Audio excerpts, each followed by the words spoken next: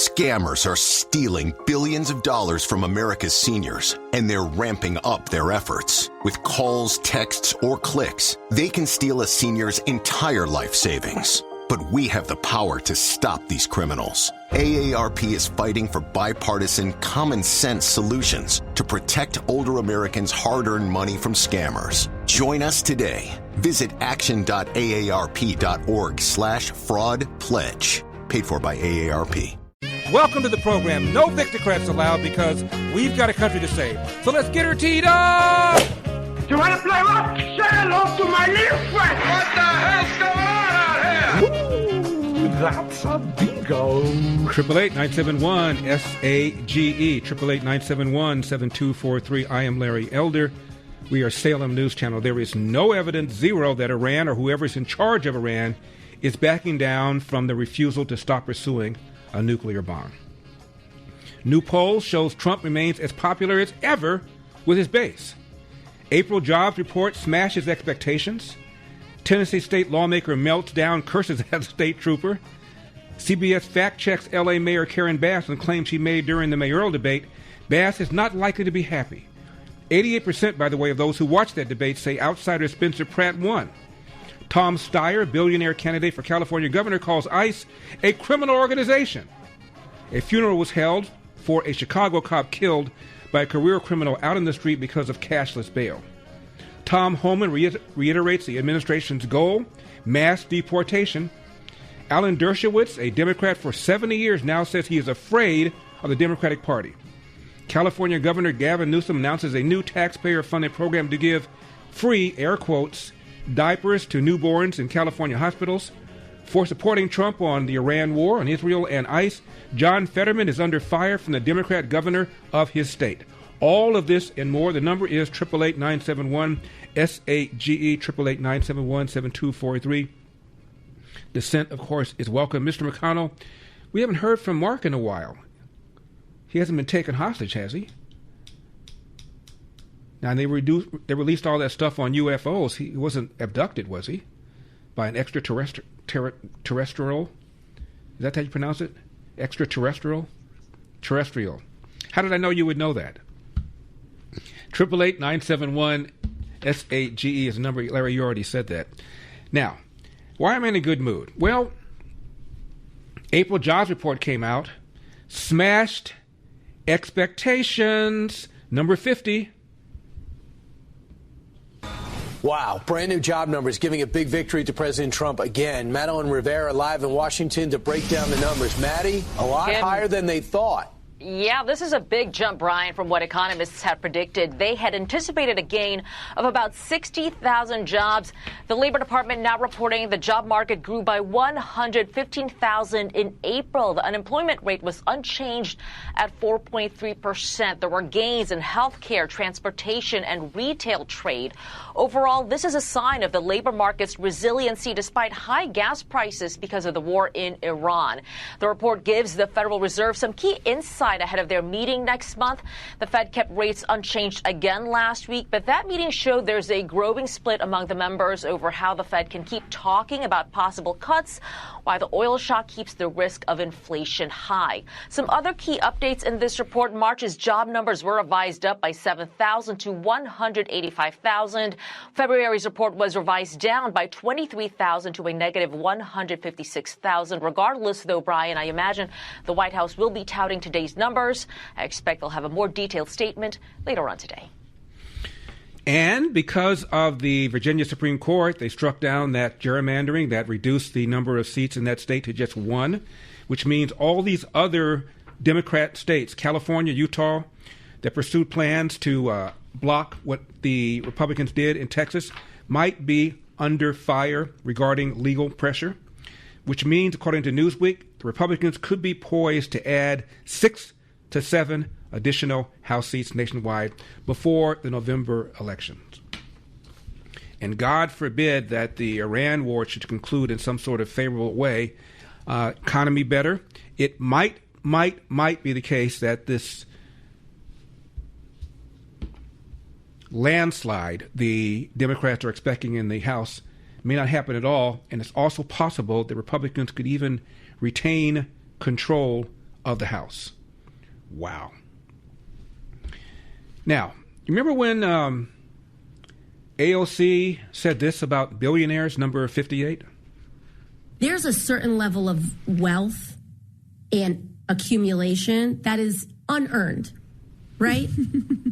You can't earn $1 billion. That's right. You just can't earn that. That's exactly correct. You can get market power. You can break rules. You can do all sorts of things. You can abuse labor laws. Yep. You can pay people less than what they're worth. Yep. But you can't earn that, right? That's right. And so you have to create a myth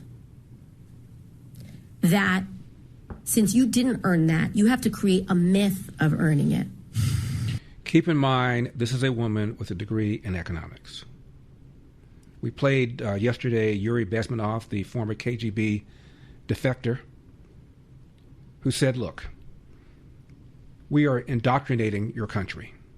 When I was with the KGB, he said, to get you to believe that your country is rotten, that your values are bad, that capitalism is bad, and we are being extremely successful, far more than we ever thought. And AOC, Bernie Sanders, Zoran Mamdani are prime examples of that. How do you think people get wealthy? They get wealthy by having a service, a product, a good that people want. And then when you become extremely successful, you're attacked for the very success. Never mind the jobs you're creating. Never mind the products that you're creating. The so-called robber barons. John D. Rockefeller was based in Cleveland, where I lived for a number of years. Price of kerosene got reduced all the time. Gas reduced all the time. Andrew Carnegie, the steel magnate, steel got cheaper and cheaper. Cornelius Vanderbilt, railroads and shipping, transporting people and goods got cheaper and cheaper and cheaper, yet they were attacked because people resent the wealth of other people. Most billionaires were not born billionaires. Most millionaires were not born millionaires. Most millionaires did not win it in the lottery, did not marry it, did not inherit it, did not find it under a cabbage patch, did not steal it. They earned it. Generally speaking, over a period of 20 or 30 years, by working very long hours, by living below their means, by not taking vacations, by driving the same car year after year after year. And then you wake up, voila, 20, 30 years later, and you're a multimillionaire. And then you have people like Zoran Mamdani and Bernie Sanders and AOC criticizing you for being successful and taking more of your money. Again, even the Washington Post said that rich people are overtaxed, not undertaxed. And it's critical that came from the Washington Post, which is left wing. The other thing that people like AOC, Bernie Sanders, and others don't seem to understand is how hard it is for there to be so-called generational wealth. This is an article from NASDAQ. Headline, Generational Wealth. Why do 70% of families lose their wealth in the second generation? Quote, it is estimated that 70% of wealthy families will lose their wealth by the second generation, and 90% will lose their wealth by a third. There are a variety of ways, of reasons why this happens. One, generation are taught not to talk about money. Number two, the prior generations worry the next generation will become lazy and entitled. And number three, many have no clue about the value of money or how to handle it, close quote. So all these people that are angry and resentful about the truly wealthy should understand that often the kids and grandkids do not hold on to the wealth because they are clueless about how it was created, because they're not taught to talk about money. They don't appreciate how hard it is to retain the money. So this idea that once you're rich, you're always going to be rich, is just nonsense. Just as it's nonsense once you're poor, you're always going to be poor. There's upward mobility and there's downward mobility, but they don't seem to appreciate that. Meanwhile, blue states like New York and like California are bleeding wealth to red states. California Post, headline, blue states have bled $2 trillion to red states in the last decade, and New York leads the pack, followed, of course, by California. Why? Because of this resentment of the rich, failure to appreciate how hard they work, failure to appreciate how many jobs they create, failure to appreciate the goods that they are providing and the people that they're pleasing with their hard work. New York had the biggest fall in cumulative adjusted growth income, losing nearly $660 billion between 2012 and 2023. California lost $503 billion in the same period. In contrast, Florida gained $1.3 trillion, and Texas gained $371 billion between 2012 and 2023. Meanwhile, billionaire New Yorker Ken Griffin is being under attack by Mamdani, and he's now threatened to scrap a $6 billion Park Avenue development. He's created 2,700 jobs in the financial industry. Another company called Apollo, threatening to leave to go to New York or Texas. Apollo paid $1.28 billion in total income taxes in 2025, according to the company. Idiots. Absolute idiots. I'm Larry Elder. Parents, the biggest question in education today is how artificial intelligence is shaping the way your student learns. Artificial intelligence is changing education faster than most schools are willing to admit, and many families are rightly concerned. At Patrick Henry College, the goal isn't to outsource thinking to machines. It's to train students to think for themselves. PHC emphasizes a Christian liberal arts education that develops reasoning, writing, speaking, and discernment skills no algorithm can replace. Students learn to engage technology wisely, understanding its capabilities, but also its danger and limitations, rather than becoming dependent on it.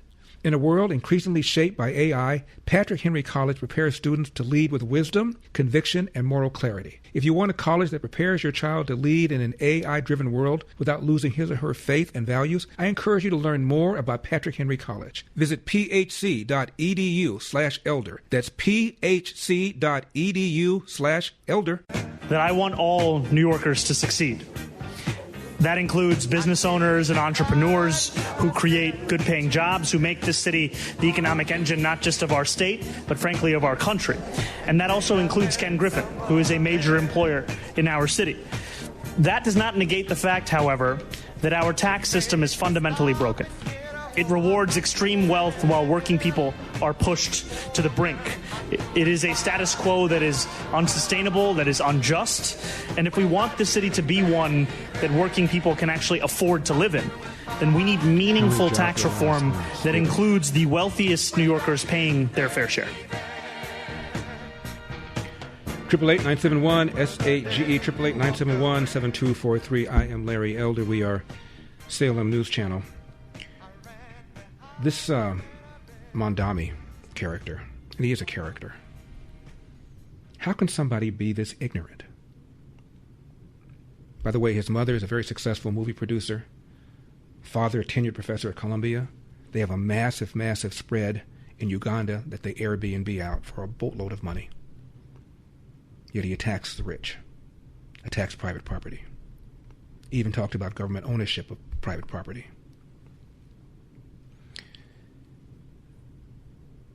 Here's Kevin O'Leary, Mr. Wonderful from Shark Tank, number 12. New data shows New York City lost 12,000 residents between June of 24 and July of 25, across all income levels, that is. What was the biggest factor driving people out of blue cities like New York? Stupid policy, bad policy, the highest tax city in America. Yet the services aren't any better, although I have to say the police are terrific. But you've got to ask yourself, look, if you keep doing this, if you keep raising the ratchet, even the middle class, when they approach retirement, say, why don't I move to Kentucky? Why don't I move to Tennessee? Why don't I go to Florida? What about Texas? What do I need to stay here for when in February it's miserable? Not just miserable taxes, miserable weather. So at the end of the day, New York's not competitive. That's my whole point. You want to talk about who destroyed jobs? Spirit Airline allegedly employed something like 17,000 people. They're now shut down. Why? During the Biden administration, Spirit proposed merging with JetBlue. The Biden administration refused it, claiming that it would reduce the number of options for low-cost travelers. Now the options have been reduced even further. And Buttigieg bragged about it.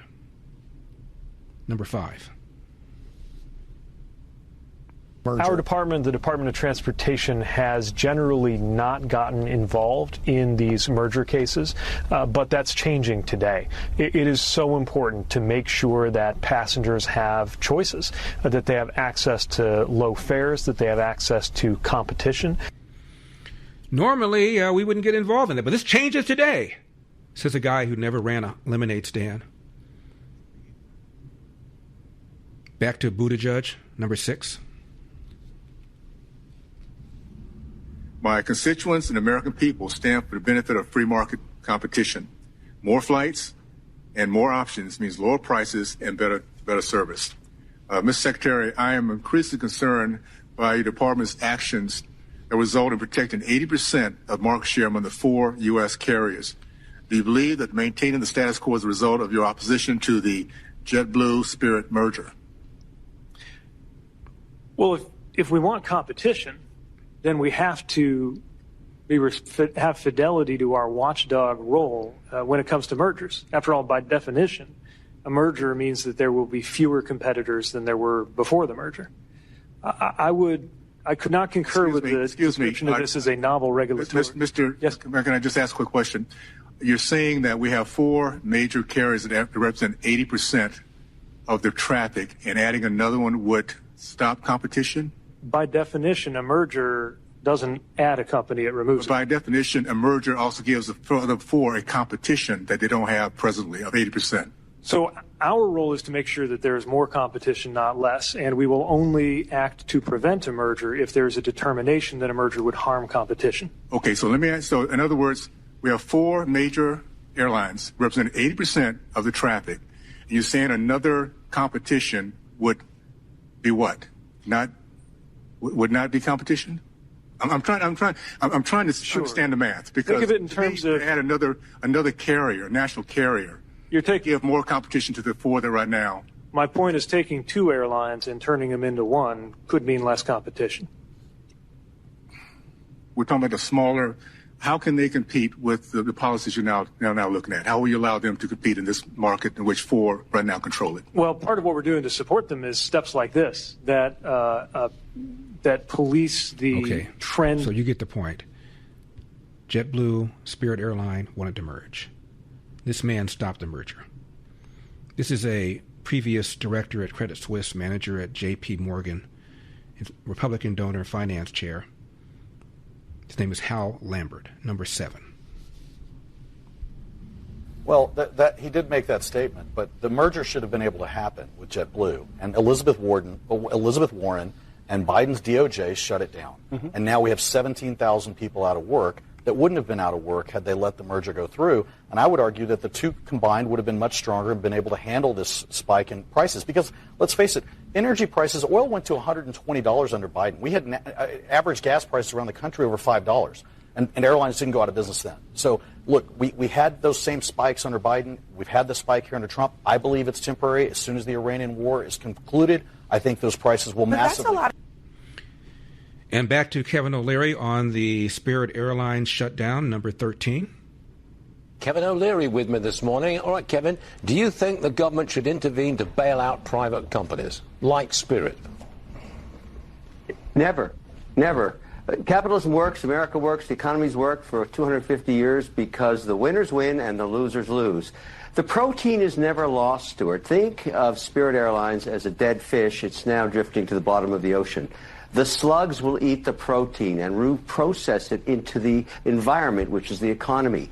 The reason Spirit failed, it was poorly managed. We don't want to back up weak managers. These are losers.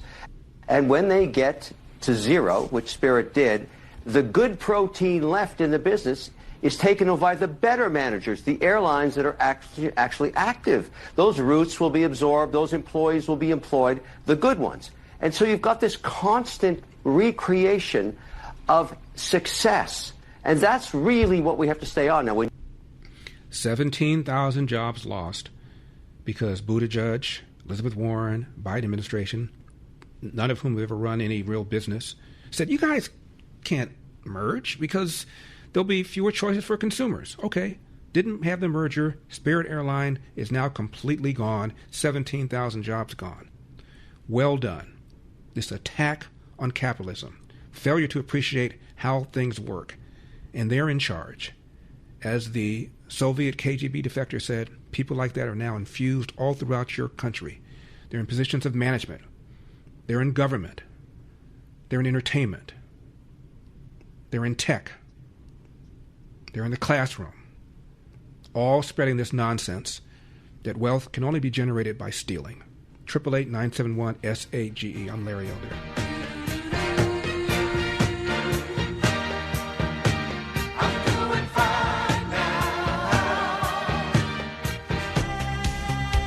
888-971-SAGE, 888-971-7243. I am Larry Elder. We are Salem News Channel coming to you from the Relief Factor studio. Don't forget your Relief Factor, 800-4RELIEF, 800-4RELIEF, relieffactor.com. That's relieffactor.com. Dana is in Santa Clarita, California. Dana, you're on the Larry Elder Show. I love your show, Larry. Thank you. Larry, in 2022, under the Biden presidency, the highest price for a barrel of oil was $123. The highest price through this Iran conflict has been $112. And yet every reporter I hear say gas prices are high due to the Iran war. How did we have, and Joe Biden had drained the strategic oil reserve. That's right. And under Biden, gas prices got to over $5 a gallon. I mean, it's just, again, this just constant bombardment of anti-Trump news by the mainstream media. For example, remember when Biden was authorizing all this money for the Ukraine war, Russia-Ukraine war? And a reporter said, well, you know, how high will a barrel of oil get if we keep giving money to this war and it affects the price of oil? And here's what Biden said, number 59. The war has pushed prices up. They could go as high as $200 a barrel, some analysts think. How long is it fair to expect American drivers and drivers around the world to pay that premium for this war? As long as it takes. Really? Let's hear that. Let's hear that again. The war has pushed prices up. They could go as high as $200 a barrel, some analysts think. How long is it fair to expect American drivers and drivers around the world to pay that premium for this war? As long as it takes. When's the last time you heard that clip? Exactly. You're not going to hear it anywhere. They're not going to play it.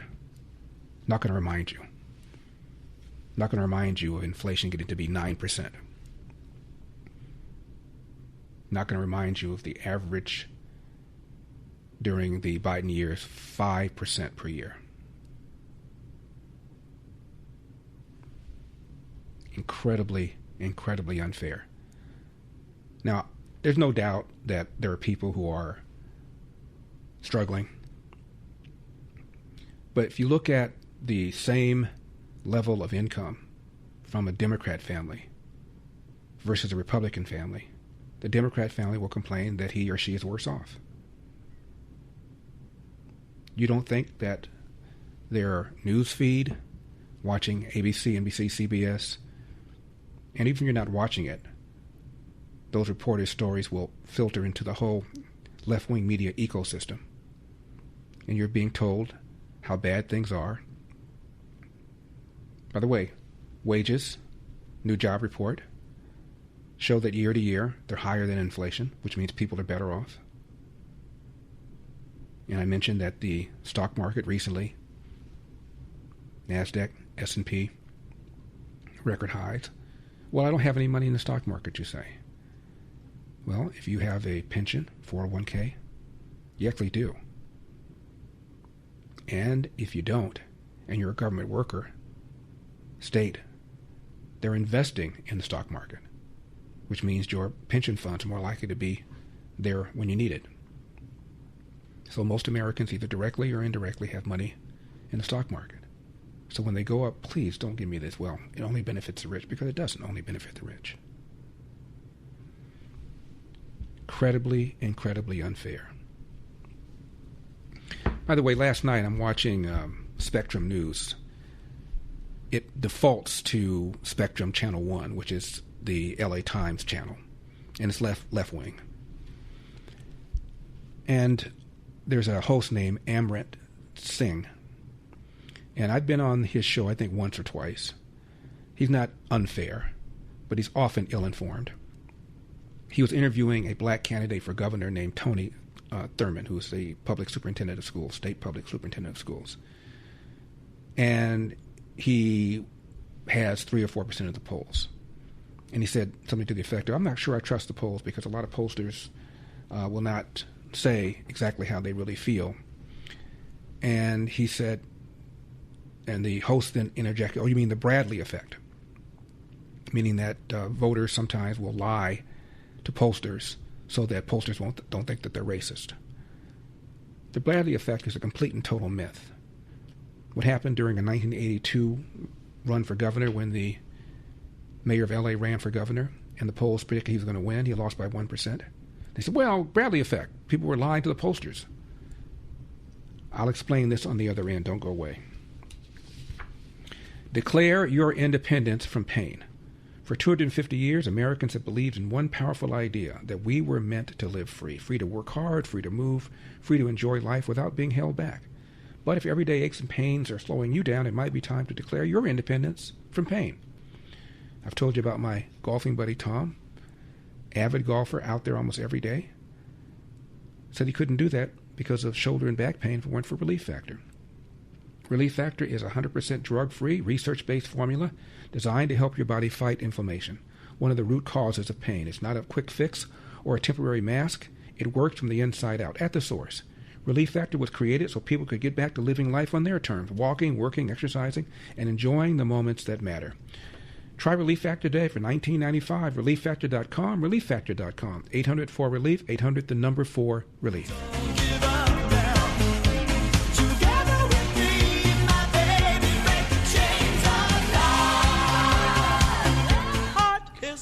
Triple 8-971-SHE, 888-971-7243. I am Larry Elder. We are Salem News Channel. Before I get to the phones and go over the new polling data showing that President Trump has retained his popularity within the base, back to the Bradley effect.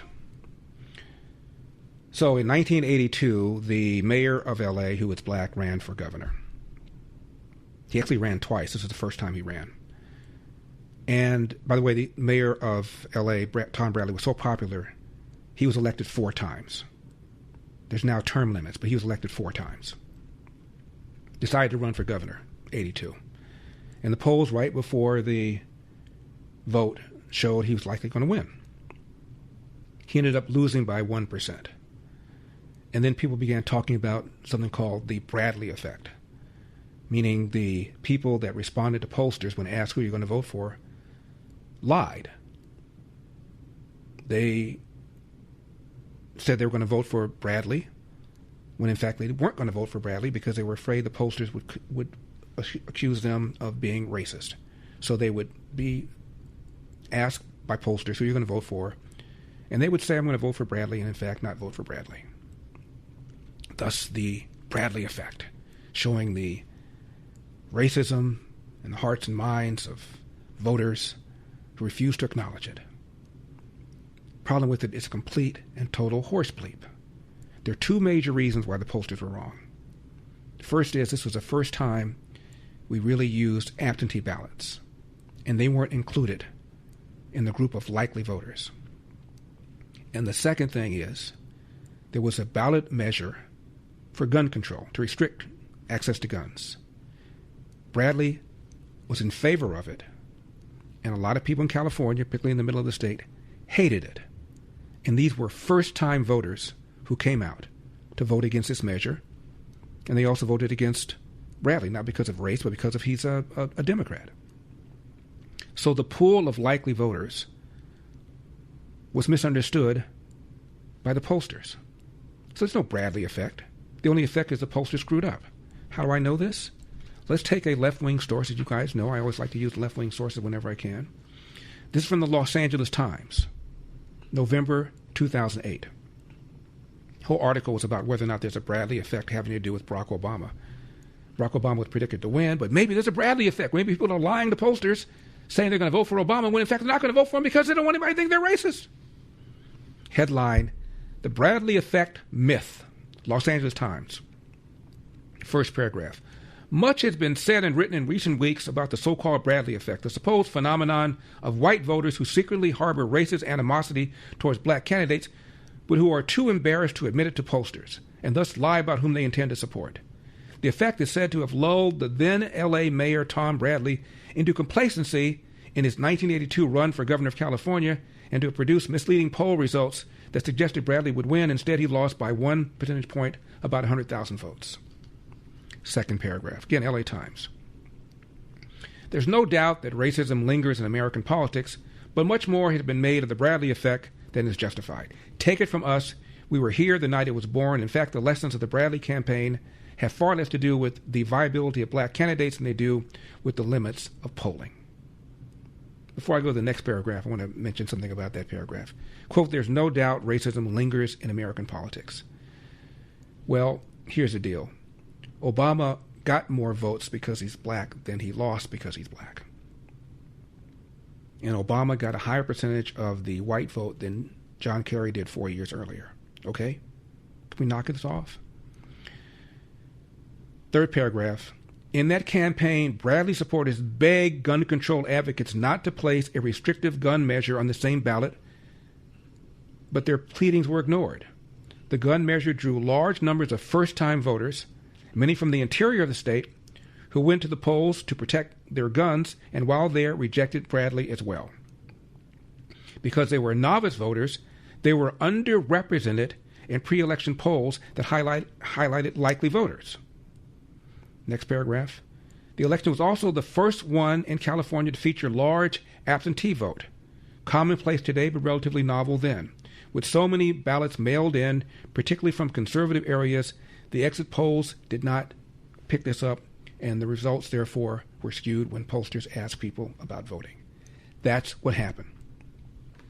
So, I follow the guy on Spectrum News, Amrit Singh, on X. Every now and then, he will direct message me. I will direct message him, or we used to, because I would catch him with making so many silly statements, wrong-headed statements. I would send something to him. He'd politely respond, and then after a while, he stopped. So last night, I went on X, direct messaged him, and I said, you just now mentioned the Bradley effect. It's a myth. It's a lie. And I attached the LA Times article plus several other articles. I said, you let your guest mention this, and you affirmed what he said. Completely false. You are ill-informed. And I've not yet heard back. Is it me, or is it my aftershave? David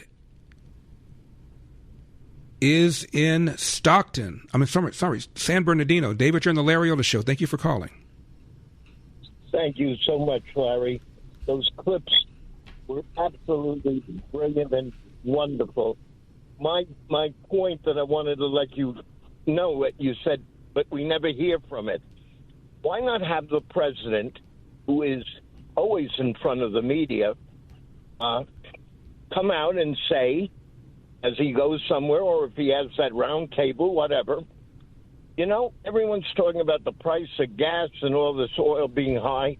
I'm going to give you a presidential reply on this. A presidential, not him necessarily. Bring out a loudspeaker and play it in front of the public and in front of all of them, with Biden saying it. And there are so many things that could be done time after time. Jeffries does it. Schumer, I've heard, has done that in things with the press. They throw it out in front of the Capitol steps. I think the president should do that immediately. I think it's a wonderful idea, David. I'm sure the president is listening to the Larry Elder Show. Let's play Mr. Biden again, number 59. The war has pushed prices up. They could go as high as $200 a barrel, some analysts think. How long is it fair to expect American drivers and drivers around the world to pay that premium for this war? As long as it takes. When we come back, update on the war against Iran and new data showing that President Trump is just as strong, just as popular with his MAGA base as ever. 888-971-SAGE. Do not leave town. As long as it takes. My blood never dry, only teardrops.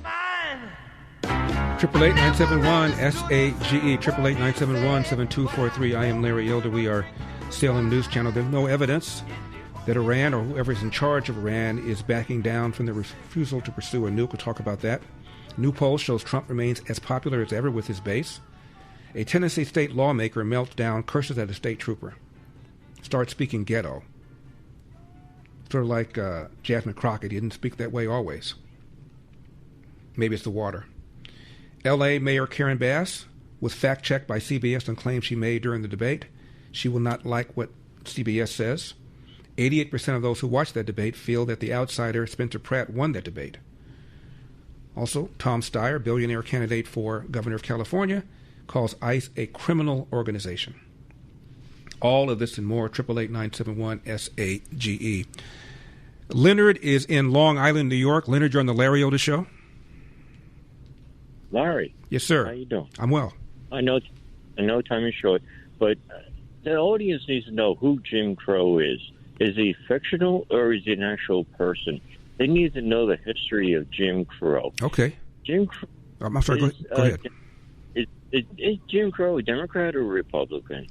Is he a person? Now, I researched his history, so please go ahead and speak. No, I'll go ahead. Jim Crow is a fictional character. It was a minstrel show that was performed by a white entertainer in blackface, and his name was Jim Crow. And over time, that evolved to become a term meaning segregation in the South. And it was a Democrat institution. By the way, you know, Rosa Parks, of course, famously sat in the front of the bus and got arrested. You know, private bus owners did not have segregation. They wanted their customers to be comfortable, so you could sit anywhere you wanted on a privately run bus station, but the public ones were. My mom was raised in the South, in Huntsville, in the country. There were two theaters. There was a downtown theater that was segregated. Blacks could only sit in the balcony. But there was a country theater where you could sit anywhere you wanted. The difference is the country theater did not have first-run movies. They had second-run movies. So the ones that just now came out were only downtown. If you wanted to watch a movie that just come out, you had to go downtown. If you were black, you had to sit in the balcony. And then something happened. The country theater, which is also owned by a white man, as the one downtown was owned by a white man, began getting first-run movies. And so a lot of blacks did not go downtown anymore because they could stay in the country nearby and watch these first-run movies. Guess what happened to the downtown theater? They stopped forcing black people to sit in the balcony because they were competing for their money. So now all of a sudden, the same racist owner of the theater decided he no longer could pursue his racism because it was costing him money. Capiche? 888-971-SAGE, 888-971-7243. I'm Larry Elder. Larry will be right back. Stay tuned.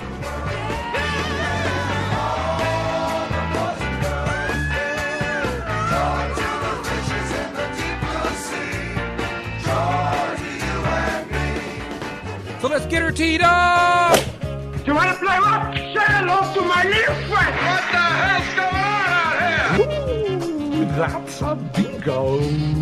888-971-SAGE, 888-971-7243. I am Larry Elder. We are Salem News Channel. If you think President Trump is losing his grip on his base, think again. This is CNN's Harry Enton, number 48. So Tuesday, especially in Indiana, showed that the president still has juice, still has a lot of influence, at least in Indiana. Yeah. So as Indiana goes, so goes the nation when it comes to Republican voters and Donald John Trump. He absolutely still has the juice. And when you're a Republican and you go against Trump, you get voted off the island. I always love Survivor. And in this particular case, what we saw in Indiana was you go, adios, amigos, goodbye, see you later. And to me, that is emblematic of what we see nationwide with Republicans. I think there's this myth that's going on right now that, oh, Trump is really losing support among Republicans. But compared to other midterm cycles, he's just as popular with Republicans as he has ever been at this point in midterm cycles. Right now, nationally, we're talking about an approval rating on average of 84%. In 2022, his popularity rating was 76%, actually lower, right, when he wasn't in the presidency. In 2018, the last time he was president, 85%. That 85 looks a whole heck of a lot like this 84% right here. The bottom line is this. Donald Trump still absolutely has juice with Republican voters. You saw it in Indiana, and I think that you'll see it down the line as well if any Republicans try and go against the President of the United States, who is still very much beloved by Republican voters nationwide. Harry, you were also looking at turnout. What are you seeing in turnout? Why is this significant to this conversation? Okay, why is it significant? Because we know that within the Republican Party, Trump has that extra strong core, that MAGA base, right? We're talking about approval ratings, depending on which poll you look at, 95, 97, 100% with MAGA Republicans. And here's the thing. They are incredibly juiced up compared to other Republicans. Because let's take a look here. Republicans who say it's more important to vote in 2026 than the usual midterm election. Look at this. 60% of MAGA identifying Republicans say that, compared to just 36% of non-MAGA. So what's going on in these primaries, right? It's not just that you have this core Republican base that really loves Donald Trump. The people who really love him, they're the ones who are absolutely juiced up to go out and vote. They would go over hot coals to vote in those primaries. And you saw that in Indiana, with a clear majority of those representatives who went against Trump on redistricting. Well, they're no longer going to have a job come the next session of that state. So then the question is, do Republicans think that party leaders should be following Trump, or other Republicans should be following Trump? Yeah, okay. So you see this juiced up MAGA, right? You see right here that his support among Republicans is just as strong as it was going into the 2018 midterm cycle, right? But it's more than that. Republican voters want their party leaders to follow the President of the United States, because party leaders should follow the President's lead. You know, for Joe Biden at the same point in his first term, just 57% of Democrats said that party leaders should follow his lead. Look at this number for Donald Trump. It's 75%, significantly higher than it was for Joe Biden. So it's not just that Republicans really like Donald Trump, it's they want their leaders to follow Donald Trump, and when they don't, as I said at the beginning, you get voted off the island. Thank you, Harry. Thank you. So just in the last several days, job numbers for April, twice as high as what the experts said. Supreme Court of Virginia strikes down that map that would reduce the Republican seats down to 1 in that state. And the Supreme Court rules 6-3 against the use of race in creating a district in Louisiana, which means a whole bunch of seats that have been designed by the Democrats with race in mind are in jeopardy. So what to do? Well, you should now engage in undermining democracy, to use an expression that's been used against the president. This is James Carville on the Supreme Court, number 27. The Supreme Court, in my mind, and thank God, Rita Jeffrey said the same thing. You have to follow them. They are not legitimate. There's nothing legit about these people. They have no code of ethics. They were rammed through or delayed by the Congress. They stole elections. And I got news for you, Johnny boy. You might be looking at another 12 colleagues instead of 8, because the country is sick of your, and they're sick of Alito's, and they're sick of y'all being an adjunct and an instrument of the Republican Party. We want a Supreme Court that looks out at the interests of the law, not the Republican Party, and that's all you do. Wow. So now the Supreme Court is not legitimate because they rendered a decision you didn't like. Donald Trump is accused of undermining the Republic because of his, quote, assault on institutions. What did this man just now say? It's been called corrupt, illegitimate.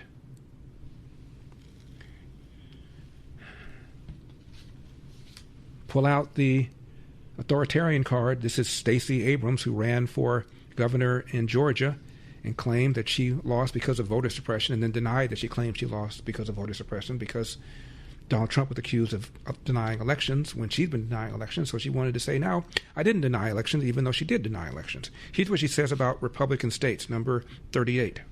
And what we have to understand is that there are no longer blue states and red states. There are authoritarian states and democracy states. There are states that do not believe in the right of the people to have a say, who want to aggregate power and foment corruption. And there are states that want to guarantee that in this country, we have free and fair elections. We have access to the remedies that democracy is supposed to deliver, and that no matter what goes wrong in one part of the country. Okay, I got a headache. There are authoritarian states and there are democracy states. You know who she's saying this to? The former chair of the Republican National Committee, Michael Steele.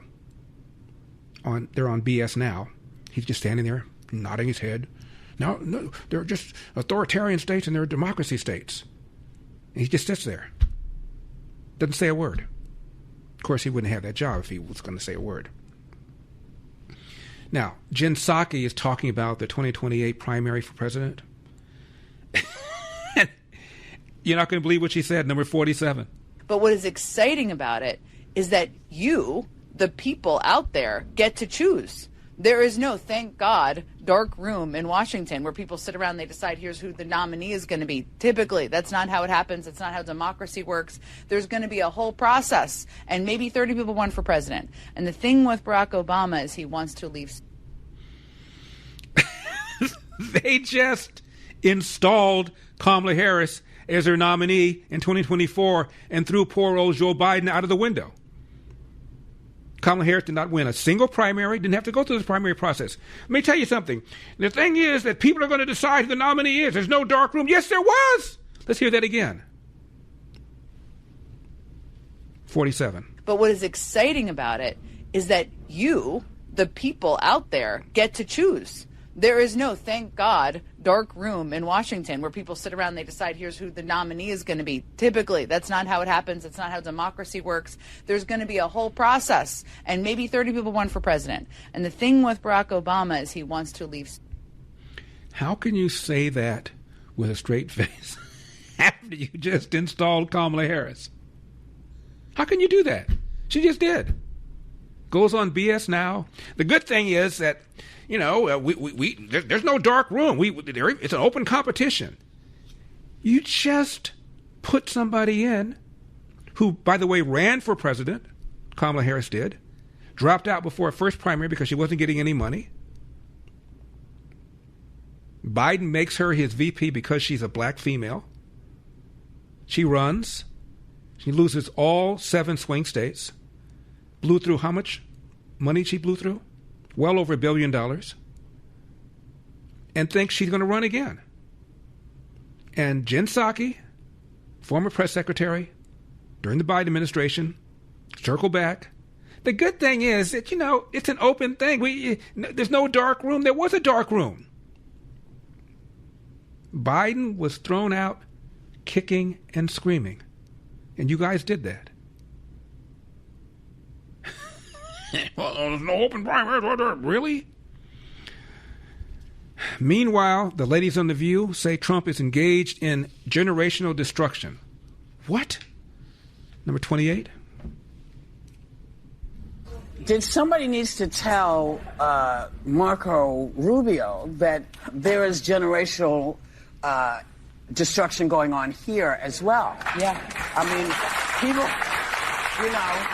people who finally got themselves up above water are now sinking down because of that. Yeah. And the other day they said, well, you know, this is no, this is on y'all. This is yours. Okay. All right. This isn't. All right.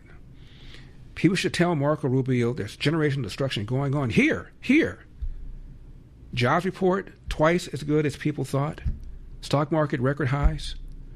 Gas prices still below where they were during the Biden years. You had no problem with that. But they're just, you hear the people applauding.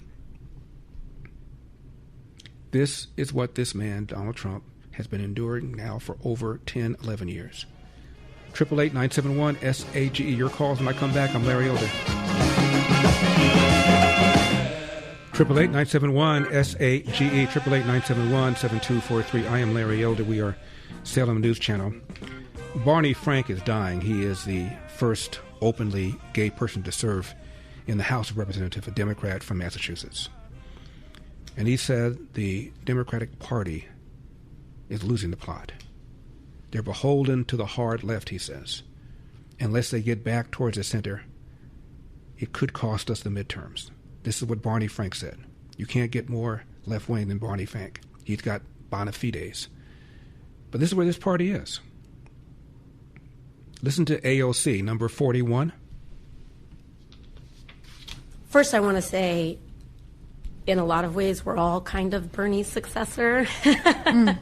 I think that this class consciousness that young people have today has been a big part of Bernie's life. And so I say that because I know that that is also what he would say, and it's what he wants. But also, you know, in terms of the class piece, you know, to your point, a lot of it just had to do with the experiences of my life, which is the experiences that a lot of people have. I think that, so I grew up in a household that was actually not very, it was political, but it was not very political at the same time. Like, my parents identified as independents. They were very skeptical of the political system. So she views herself as Bernie Sanders' successor. Bernie Sanders hates Israel, wants to soak the rich, has embraced Zohran Mamdani, who supports boycott, divest, sanction, which Chuck Schumer called anti-Semitic. He's not called Zohran Mamdani anti-Semitic, but he called the view that he holds anti-Semitic. Doesn't have enough courage to call him anti-Semitic. And then you've got this billionaire Tom Steyer, who's running for governor of California, and might very well finish in the top 2, number 49. ICE is a criminal organization. They're coming into our state. They're terrorizing people. They're racially profiling people, and they're harming people and committing violence against them. I'm in favor of abolishing ICE. But along the way, I did push for the sanctuary state law, which I absolutely believe in. But more than that, we should be prosecuting ICE agents for racial profiling. It's illegal in the state of California. We should be prosecuting them for violence against Californians. It's illegal, and we should go up the chain to the people who asked them to commit violence, including Stephen Miller. Barney Frank said it was idiotic for Democrats to call to abolish ICE. James Carville, who admits he's got stage 4 TDS, also says it was idiotic to abolish ICE. But here you have this man who's running for governor of California, calling ICE a criminal institution. Bad news for Mayor Karen Bass. CBS fact-checked her on the debate, number 57. LA's first mayoral debate got off to a heated start. She's an incredible liar. No name calling, please. She just lied, though. But a few exchanges caught my attention because they touched directly on a year of reporting I've been working on the LA fires, being published by Simon & Schuster next week. So let's fact-check some of what was said, beginning with the wind. The winds in the Pacific Palisades never reached higher than 40 miles per hour. For those first 6 hours, they didn't go above 27 miles per hour. He talked about the winds. That is just completely inaccurate. If that were accurate, then the planes would have been able to fly. Weather modeling reviewed for my reporting shows winds in the Palisades during those first several hours of the fire were in fact under 40 miles per hour. Planes could and did fly. The stronger winds intensified later in the evening, and that distinction matters because the earliest hours of a wildfire are often the most critical for containment. Second, Mayor Bass's trip to Ghana. She addressed this directly. It was one of the worst moments of my life to not be here when my city needed me. And it didn't matter where I was or why I was away. But according to multiple sources with direct knowledge of the emergency response, it did matter where the mayor was. My reporting found Mayor Bass knew about the dangerous weather before leaving for Ghana. Communications to emergency managers described her as only being, quote, out of state. And while she was overseas, her office continued posting on social media images and videos that appeared to place her in Los Angeles. Sources told me the lack of clarity created confusion during the opening hours of the fire. Fire Chief Kristen Crowley did not initially know the mayor was even in Ghana, and according to sources and records reviewed for the book, after Bass was briefed by the chief on the growing fire, she still attended a cocktail reception in Ghana and did not respond for more than an hour to messages from Los Angeles officials offering and asking for help during that critical stretch of the fire's expansion. This isn't about politics, it's reporting. And as the fire becomes a part of the mayoral race, voters are likely to learn a lot more about those first critical hours. Now, it's interesting. A poll finds that 88% of those who watched that debate believe that Spencer Pratt won the debate. Bad news, only 27% said it's going to change their mind on how they vote. Again, this is L.A. He's running as a Republican. Only 15% of registered voters in L.A. are registered as Republicans. And a man named Rick Caruso ran against Karen Bass in her first election. Lifelong Republican, changed his affiliation to independent, and then right before the race changed it to Democrat, I guess because he knew that being a Republican in L.A. running for office is a death knell. It didn't matter. He spent $100 million. He's a billionaire. She spent $10 million, and she beat him by 9 or 10 points. Even though the developer had great plans for what to do about homelessness, very competent in the debates, I was very impressed. He got crushed. That's how difficult it is here. When I was running for governor of California, crime was an issue. I've always maintained that at some point this state's going to hit rock bottom like a drug addict, and then the voters are going to have to suddenly decide, I'm no longer going to pull the lever for Democrats. When I was running, a young lady, UCLA graduate student, was working at a high-end furniture store in Hancock Park, which is where Maxine Waters has her multi-million-dollar mansion. She's working there by herself, and a homeless guy with a record murdered her with a knife. Also, when I was running, the wife of a retired Motown record mogul was murdered. This is in Beverly Hills. And by the way, he had armed security at his home. Armed security at his home. Guy with a criminal record broke into the house, murdered her. So now you're talking about Hancock Park, Beverly Hills, where wealthy liberals who consistently donate money to the Democratic Party live.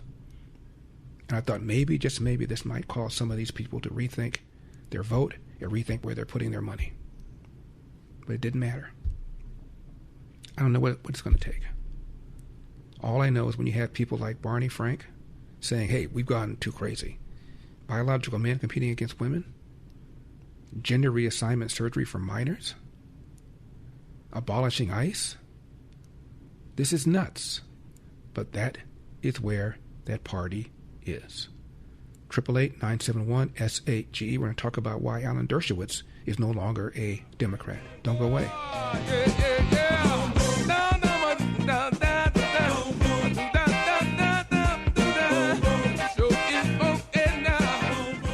Triple 8-971-SAGE, 888-971-7243. I am Larry Elder. We are Salem News Channel. This is Alan Dershowitz, who switched from Democrat Party to Republican Party.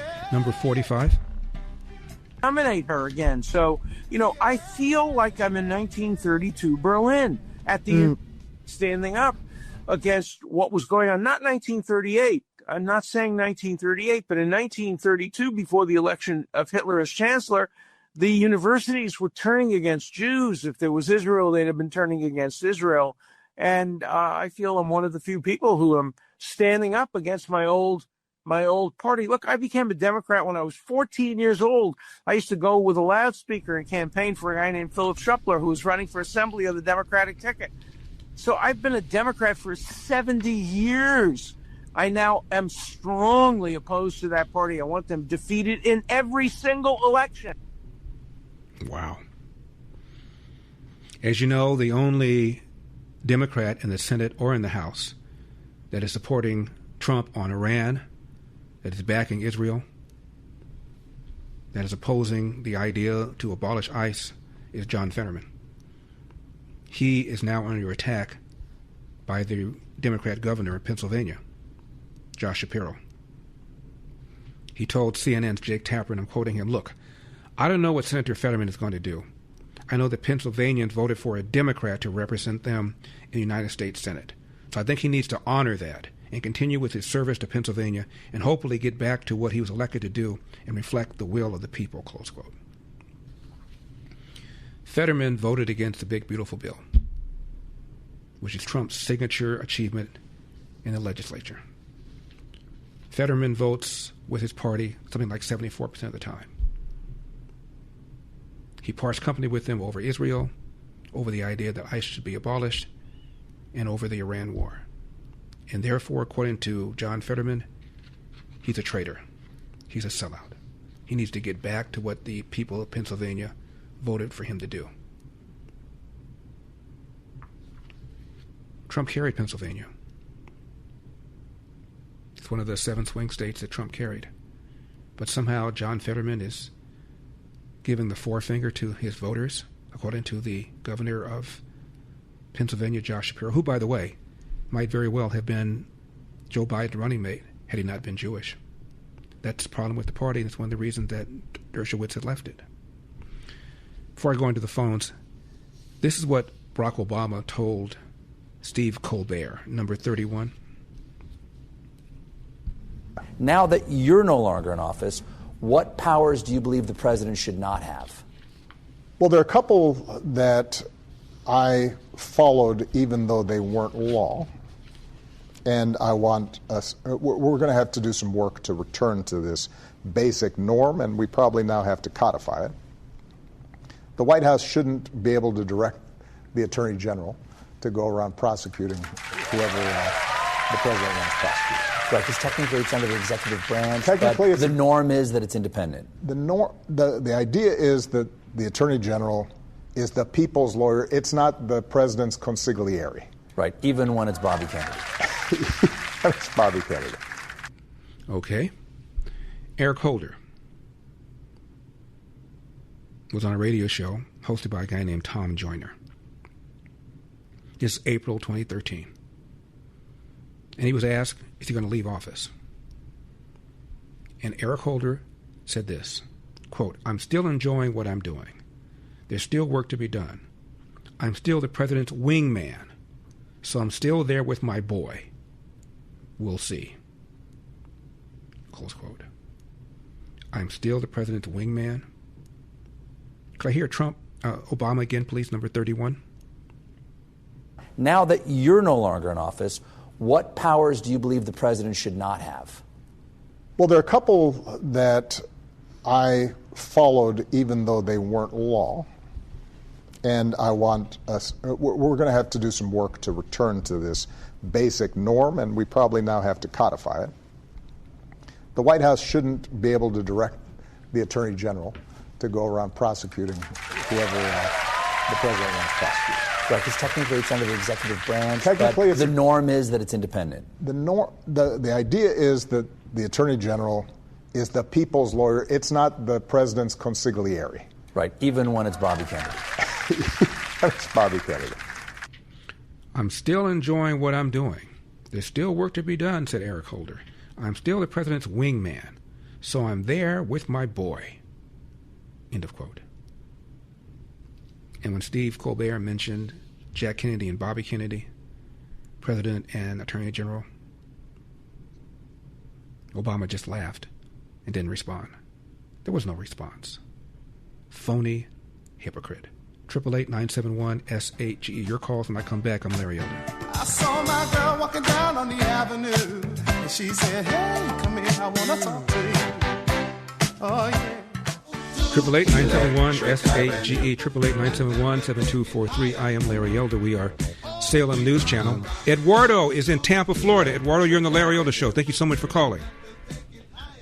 Yeah, good evening, Larry. You know, my birthday's on Monday, 3 years, May 16th that I moved from Chicago to Tampa. So I was just at a rooftop celebrating. Good news on the Virginia Supreme Court. I tell you, you know, Larry, these Democrats are going to lose these midterms. I got a feeling. Yeah, I got a feeling it's going to turn out a lot better than a lot of people say. I'll just say that. Right. They think they're going to pick up 30, 40 seats. That's not going to happen. The Supreme Court has now put the ball back in our court. Economy picking up. If the war winds down on a positive basis, we have a good story to sell. Yeah, I mean, can you imagine if we would have turned Carg Island into charcoal? Can you imagine that? Yeah, and we still can. Done any of that. And we still can. Thank you for calling. Senator Kennedy talked about the kiss blank interview that Steve Colbert did with Barack Obama. Number 26. I went back and looked at the video. I thought it was interesting. It's no newsflash that President Obama does not like Republicans. It occurred to me that he might have been pandering to Mr. Colbert and his audience, all 7 of them. President Obama has always been better at pandering than persuasion. That was my first thought. The other surprise that I had, I'll get back to your question about politicization, of the justice system. The other surprise to me was that I always thought President Obama was a capitalist. He certainly seems to have an affinity for Mayor Mamdani, and Mayor Mamdani is a socialist. He calls himself a democratic socialist, but that's a socialist that believes in obtaining socialism through the ballot box. So that one surprised me. I have difficulty with politicization, too. California. At the end of that debate, they were asked about biological men competing against women. Xavier Becerra is one of the top 3 according to most polls. Steyer, Katie Porter, number 22. Under the California Education Code, you perform in an athletic event, K through 12, based on your identification by gender. Would you change that law to match the IOC that you identify based on your birth at gender? Yes or no? Very quickly, we have 30 seconds left. Mr. Mahan? Sorry, change which law? State law? The current law says you identify, and that's how you participate. Yeah, but at higher levels, I would let the leagues decide. Okay, Mr. Becerra? Enforce the law. Okay, Mr. Steyer? Allow trans athletes to participate. Mr. Hilton? I have a wristband that says Save Girl Sports, and I will. Bianco, Katie Porter? Yes, enforce the existing law. California, you wake up, you feel like you're a female. You can compete against females even though you're a biological male. Yeah, I would go along with that. And Becerra got called out by fellow Democrat Antonio Villaraigosa when Becerra said there was no such thing as lost migrant kids. He was the secretary of HHS, number 23. Mr. Becerra, are you proud that you pushed out 85,000 migrant children? They were, according to the New York Times, they were maimed, they were exploited, some were even killed. You said those are MAGA talking points. It's a MAGA hoax. Tell that to the children who died. So I'm not sure what that had to do with homelessness, but cálmate, Antonio, cálmate. Well, I'll tell you what it has to do. It's about truth telling. Talk about your service and how proud you are of that service. To the attack. That's what it has to do with. Calmate means calm. Tom Steyer fired at Steve Hilton about gas prices, number 20. Under Tom Steyer, the taxes will be higher, gas prices will be higher, everything will be higher with Steyer. Okay, we'll go to Steyer, then we'll go back to Becerra. Mr. Steyer. I do think it's rich to hear someone talk about $3 gas who is owned by Donald Trump, who has driven up the gas price by at least $1.50. And I do think it's rich for somebody who is not as rich as you, president who's kicking 1 to 3 million people off Medi-Cal, the poorest people, most vulnerable people in California, so that he can lower the taxes on the richest Americans and the biggest corporations. The truth of the matter is what I stand for is shared prosperity, real growth, supporting businesses, but sharing it work so that the people in California get what they need. Thank you. And going after corporate special interests is the way we're going to drive down costs. Thank you, Mr. Starr. California, of course, had the highest gas prices in the nation before the Iran war, and still do. Antoinette, Sunset Beach. Antoinette, always nice to hear from you. Hello, my sage. How's the man doing today? It's Friday. Man is doing great. I'm about an hour away from a double vodka and a splash of cran. Oh, I'll do one on the side for me as well. Listen, as for the Democrats in our state of California, they're diseased in their minds. A couple things with the oil, because I was in the business way back when. Number one, all these Democrats, the legislation has blocked all our oil pipeline between us and the rest of the United States. So all we have to get is a tanker here in from a foreign country. We just got a tanker from Iran, of all places. It landed about a week and a half ago. We only have 6 more weeks of oil. That's right. And then it's going to go to $8 a gallon. Number two, this environmental nonsense wackoness of this legislation, they don't care about it. I don't even think they're Americans anymore. No, they are diseased. No, they don't care about it. Here's what Katie Porter said, number 24. Can you repeat the question? So would you advocate for an increase in oil production in the state? Western states point... No. Okay, all right. No. All right, very good. Would you advocate for an increased production in the state? No.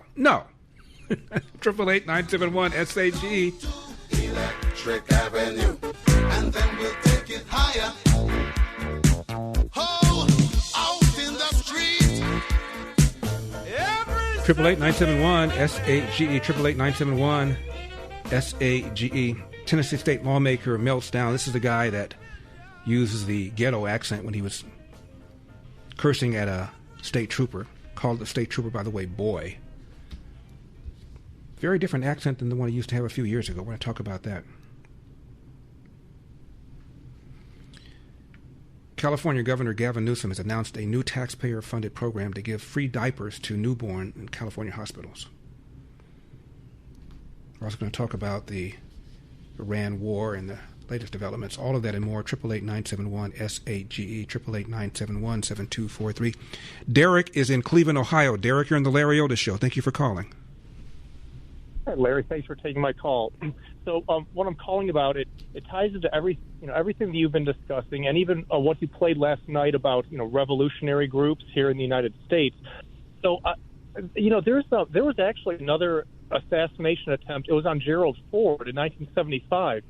I think that it was kind of forgotten in our history. Derek, there were two of them, both of them by females, against Gerald Ford. And you know who who at least the one female was, right? One of them was one of the Manson ladies. Exactly. Squeaky Fromm, I think it was. Yeah. Yeah, you got it, and it ties into your LA there, unfortunately, with that horrible incident. But my point is that with these we're seeing the violence we're seeing now, assassination attempts against Trump, and the common theme is those people were radicalized, by poisonous lies, this ideology, whether it was from a drug-addled, group of, drug-addled dropout group of hippie loons, or the Marxist Democrat Party now constantly putting out, these messages nonstop to manipulate people, right. To get people that will be willing to commit acts of violence for cause. Absolutely, Derek. Absolutely. You reminded me of an experiment that I remember reading about when I was studying psychology in college. There were like 10 people around a table. They were all in on it except for one person. And the person leading this was a teacher, professor, and he wrote a line on a sheet of paper that was about 3 inches long and handed the paper to the first person and said, "How long is this line?" And the person said 6 inches. It clearly wasn't 6 inches. Handed to the next person said 6 inches. Next person said 7 inches. Next person said 5.5 inches. And went to the final person who was not in on it and asked him, how long was this line? Now, everybody else said it was at least 5.5 inches or longer, when it was clearly only 3. And you know where I'm going with this story. This person said 6 inches. Because everybody else said it. he felt pressure to say it, or it altered the way he viewed that same line. Either way, shows you what the power of pounding into something false can do to people. 888-971-S8GE. I'm Larry Elder. Ever since the day we met. So let's get her teed up! You want to play what? Say hello to my little friend. What the hell's going on out here? Ooh, that's a bingo. 888-971-S8GE. 888-971-7243. I am Larry Elder. We are Salem News Channel. If you're just now joining us, we were talking about the new jobs reports that just now came in. Twice as many jobs as the experts suggested.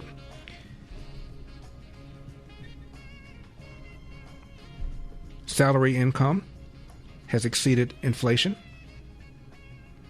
The price of barrel of oil is still a little under $100 despite the war. And the Virginia Supreme Court has said no to that map that would reduce the number of GOP seats in that state down to 1, which means some of the other states that have used race to create districts are in serious trouble.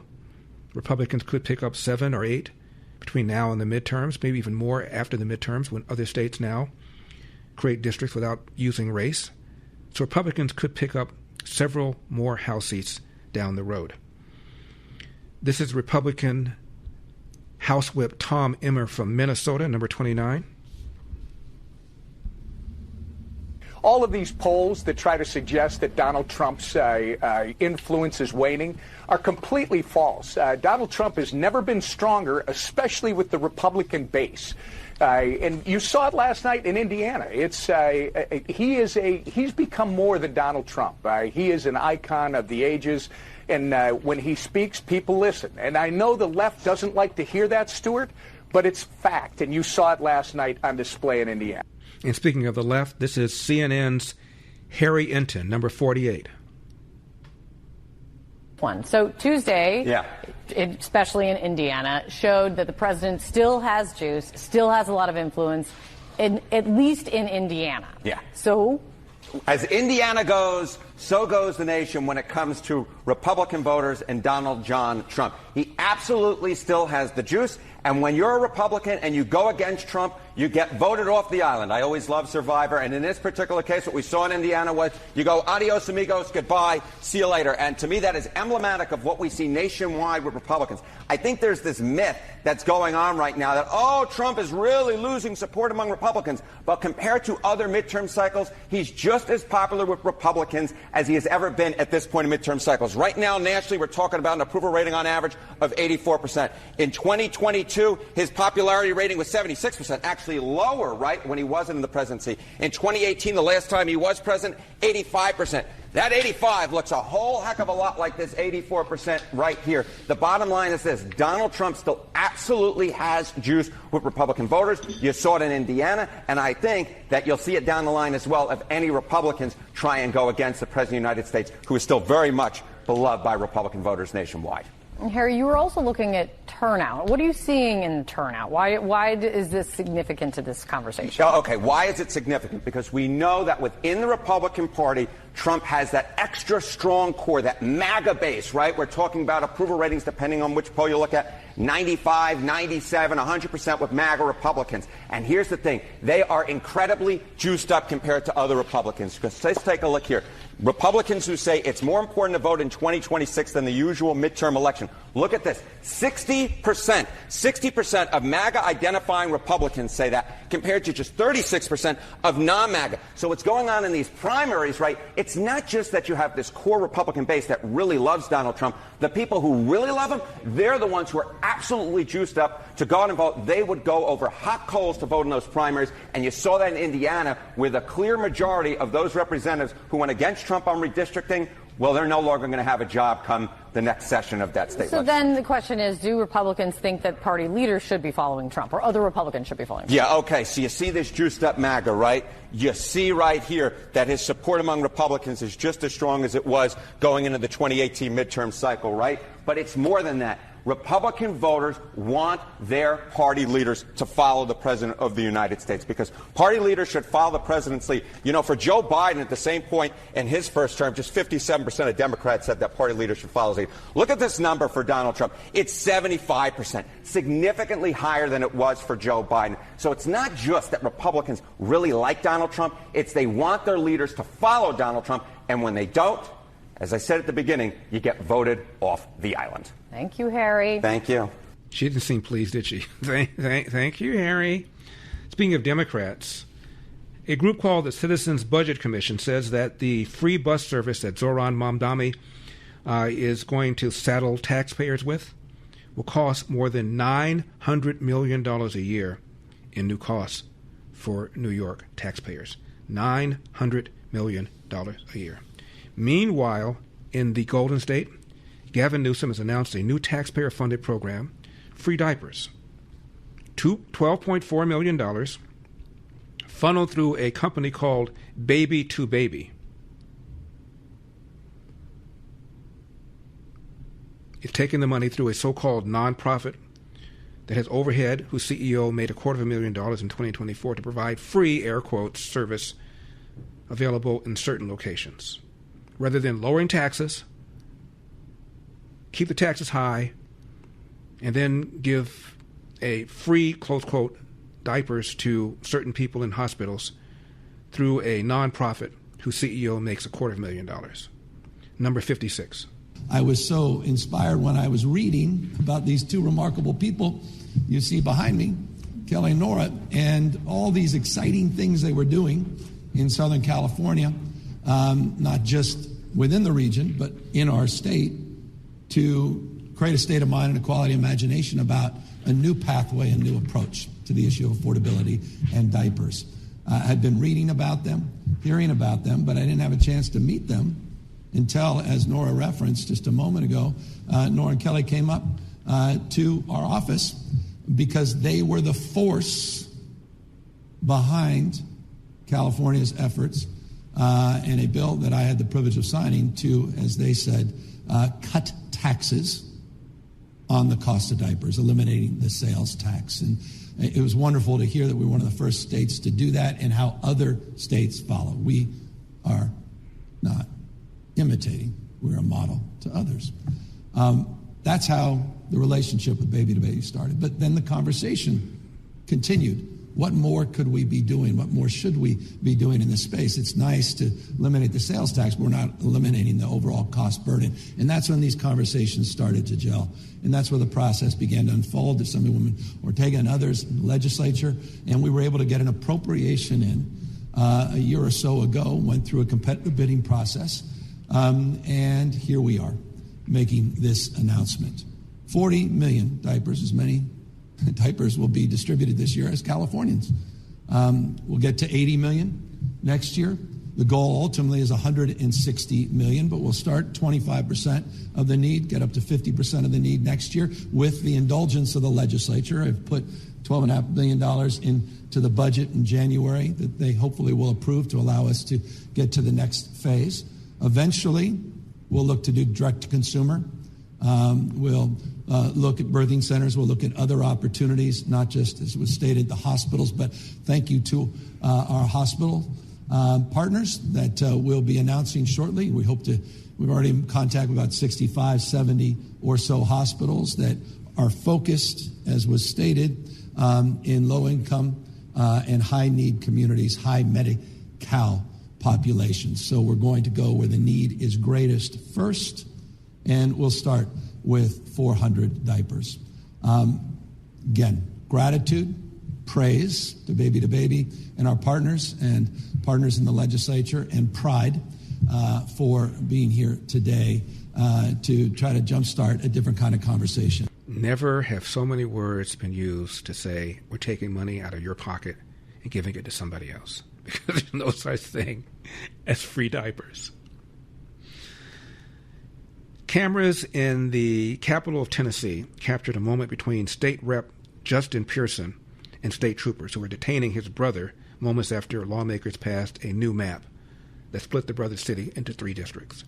He was not pleased. Number 32.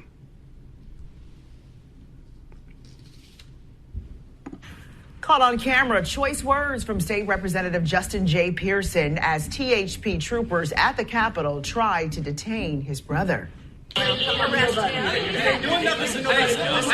he can walk out with him. Let him walk with him. Let him walk with him. Let him go. Let Pierson go. What's wrong with you? What's wrong with you? You stupid.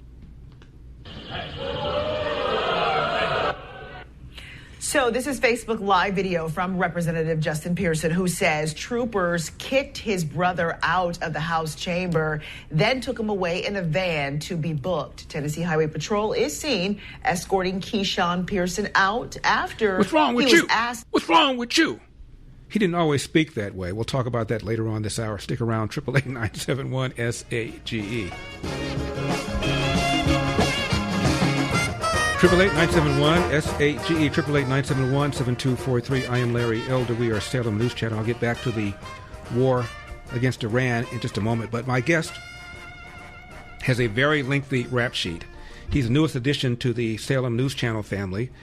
A commentator, appears regularly on Fox, on Newsmax. He has written for Hot Air, The Federalist, The Washington Free Beacon, The Washington Times. Was part of the Breitbart News platform, like Big Hollywood, Big Government, Breitbart TV. He hosts a top-rated Washington, D.C. morning show called O'Connor and Company on WMAL 105.9. Please welcome the new host of the O'Connor and Company host on Salem News Channel. His name is Larry O'Connor. He is well-named. Larry, thank you so much for coming on. Appreciate it. One Larry to another, absolutely. It's kind of cool. It's like this Larry gets everybody going early in the morning on their way to work, and then this Larry, the sage, brings everybody home at the end of the day. It's like bookends. Now, I like it. Now, are you a Lawrence or are you a Larry? Well, I mean, I was born a Lawrence, but I'm very skeptical of anybody as an adult who demands to be called Lawrence. Like that Lawrence O'Donnell guy, he's got some sort of psychosis going on. We're Larrys. Everybody embrace the Larry. It's a good thing to be a Larry. Although, as we were talking a moment ago, there was a guy when I was in Cleveland, was a pitcher for the, can I say Indians, whose name was L-A-R-Y. Oh, yeah, please do. Not L-A-R-R-Y. I think that's... Yeah, no, I put the... he's a sociopath. Yeah, right I put there. that in the same category as people that put ketchup on scrambled eggs and salt on watermelon. If you only have one R in your name and your name is Larry, you should be banished from the village. Yeah, absolutely. Go with the double R or just don't go at all. That's what I always say. So, Larry, talk to me about if you were to be asked, as I will, how would you describe your ideology, political ideology? You would say what? Gosh, well, I'm a Reagan Republican. I grew up in Orange County, California. Well, originally grew up in Michigan, but when I was 13, I moved to Orange County, California, where Ronald Reagan said, "Good Republicans go to die." I went to Corona Del Mar High School in Newport Beach. And was raised by a good Republican father, and I just sort of was influenced by that era and made my way into the entertainment business. In fact, I was in the theater business, Larry, the Schubert Theater in Los Angeles. It's not there anymore, but it's in Century City. All through the 90s, when you were railing against the Rodney King situation and the O.J. Simpson and everything, I would listen to you on the radio while I was doing the payrolls for all those stagehands and musicians on big musicals like Beauty and the Beast. And I sort of held on to my conservative beliefs while surrounded by a lot of people who disagreed with me. And I sort of figured out a way to be who I was and express my beliefs, but not piss everybody off, frankly. And sort of try to make at least have communications with people who disagreed with me. So I guess that's where I'm coming from. Then Andrew Breitbart discovered me and brought me into this world. So I've got a little bit of the Breitbart fight in me. What part of Michigan? Just outside Detroit. Born in Detroit, but then my family moved to Plymouth, which is right outside Livonia, Ann Arbor, right between Detroit and Ann Arbor. Mm-hmm. Go Blue is what I'm trying to say. Go Blue. Yeah, I went there for law school, Michigan. And you and Hugh Hewitt. Nice. Yeah. I was invited to speak for the Ohio State football team by Urban Meyer, who was then the coach at the time. He calls me and asked me to come and speak to his team. I said, "Coach, you need to know something." He said, "What?" I said, "I went to Michigan." I thought I was going to have a heart attack. He just didn't say anything for like 30 seconds. I said, "Well, can you not mention that until the end of your speech?" How did you end up in D.C.? By the way, Urban Meyer, being a conservative is the only good thing about Urban Meyer, but I think Jim Harbaugh is a better conservative. I worked for Andrew Breitbart, started to get a bit of a media profile. I left the theater business at that point and sort of started this second career. And I got offered a job on WMAL in Washington. I wouldn't have moved to D.C. if I didn't get that job offer. But if you're trying to break into radio and you get the option to do the morning show in Washington, D.C., on WMAL, you don't turn that down. And so I've been here. I'm about to start my 15th year in Washington. Wow. And then this whole opportunity with Salem News Channel came up and Salem Radio Network came up. And somehow they were able to make it work for me to be on the network and stay on WMAL in D.C. And so the future is bright. It's going to be great. How are you feeling, Larry, about the midterms? Oh, a hell of a lot better today, Larry. What with, first of all, the Supreme Court ruling last week striking down the gross, horrible misinterpretation of Section 2 of the Voting Rights Act that actually said, hey, maybe it's racist to draw congressional lines solely based on the color of people's skin.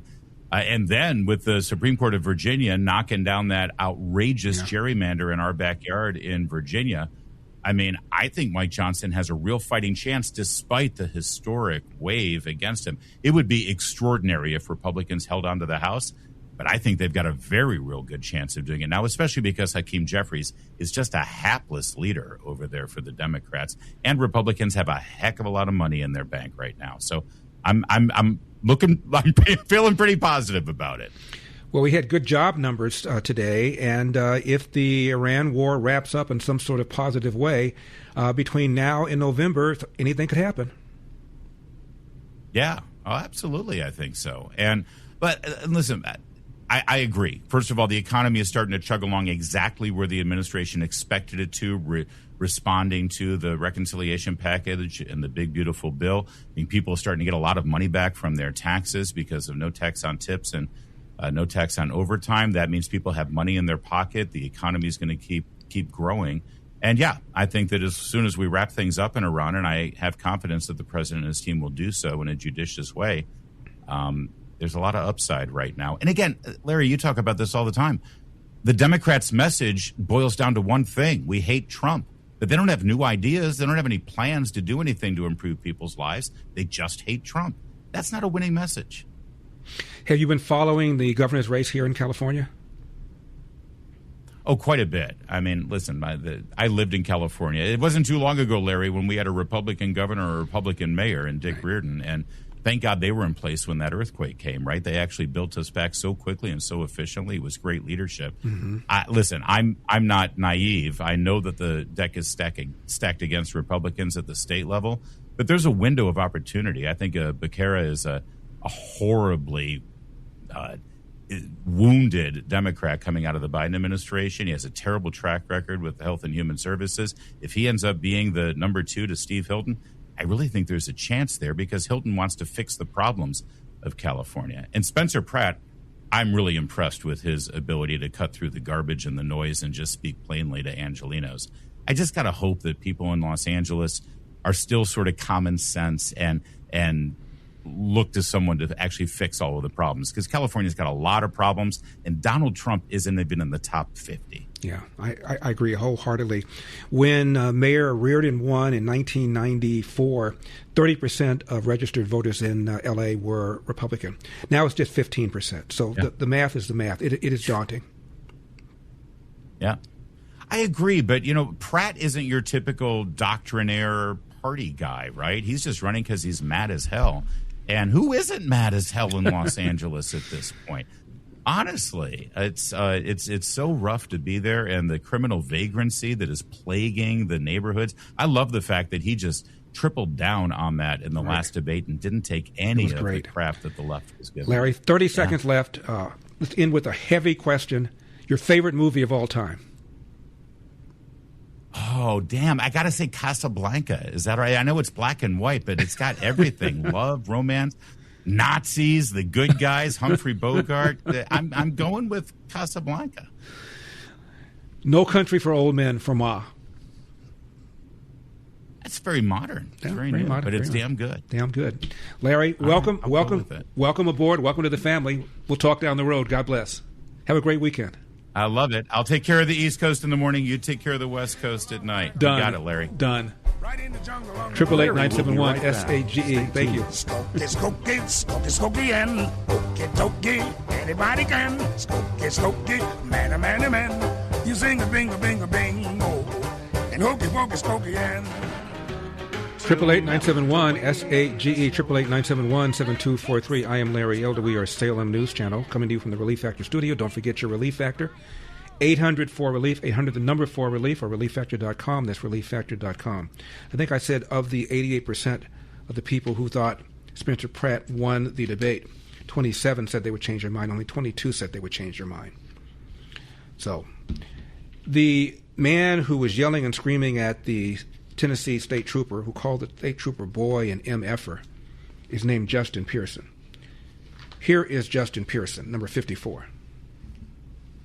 You've had 3 strikes laws, mass incarceration, denied us of who we are, and we are still here. And today you'll take the only majority black district from us. But I want you to know, and I want my nephew, sons, and the future to know, no matter what you do, no matter how much you try and break us and make us bend and make us quit, we will still be here.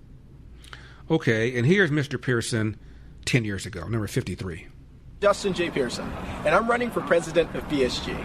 There are a few reasons that we're running this campaign this year. One has to do with representation. How can we represent all voices in a conversation? I wanted to do this by partnering with organizations from the Boone Democrats to the Boone Republicans. I want to bring together different voices, dissenting voices, voices that may be more liberal or more conservative, in order that we can reach a point of sort of the radical middle. Short hair, suit and tie, looked like an investment banker.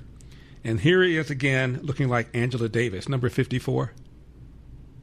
You've had 3 strikes laws, mass incarceration, denied us of who we are, and we are still here. And today you'll take the only majority black district from us. But I want you to know, and I want my nephew, sons, and the future to know, no matter what you do, no matter how much you try and break us and make us bend and make us quit, we will still be here.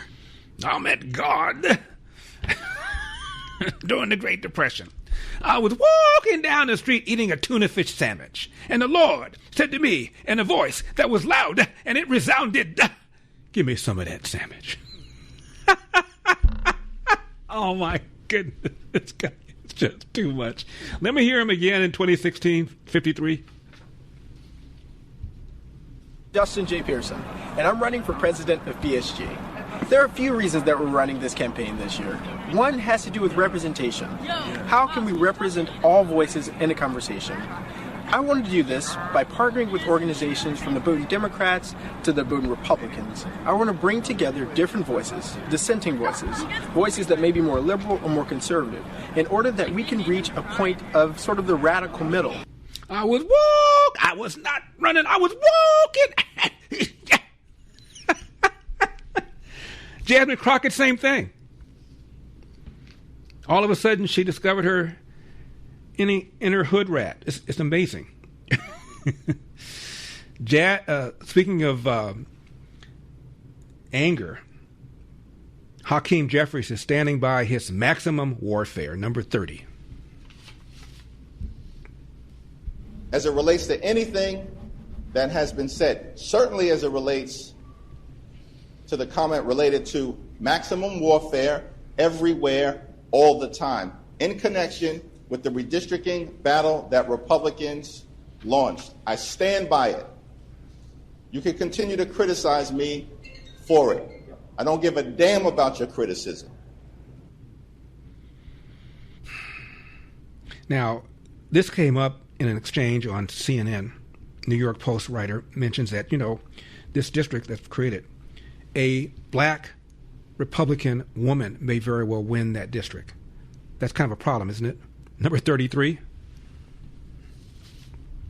shackles of the principles as soon as it was politically convenient. Well, they asked the voters. Yeah. Unlike any of the other states that did not ask the voters. Deceived the voters, depending on I'm actually glad. Let's show the picture again. I'm glad that you brought up that he's a white representative that represents black districts, because guess what? They had the opportunity to choose. Mm-hmm. This is about taking away black Americans' opportunity to choose who they want to represent them. So whether that is white Representative Cohen, if that is Representative Pierson, who's black, who's running for that same district, who is, running against Cohen, the bottom line is it was set up, the Article 2 of the Voting Rights Act was set up to allow my community to have the choice, because so many choices have been taken away from us. And so when you take that away, it is when you take, but that's the element we're going to focus on tonight. Michigan. Let's look at Michigan's congressional delegation. Yeah. I mean, there were a number of VRA seats that were drawn to make sure they had the appropriate amount of African-American voters, which, the assumption there is on the partisanship. Not a single one of them is represented by an African-American representative. And I got only representative in Congress. I have a problem with that. You have to admit, it's a little ironic that the woman now who is likely going to win the 9th district in Tennessee is a black Republican woman